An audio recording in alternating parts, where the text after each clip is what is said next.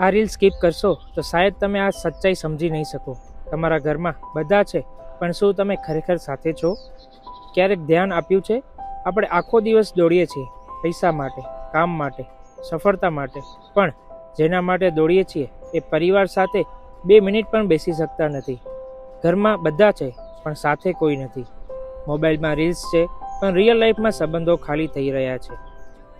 અને પછી આપણે કહીએ કે સમય નથી મળતો, પણ સાચું કહું તો સમય નથી કે પ્રાથમિકતા નથી.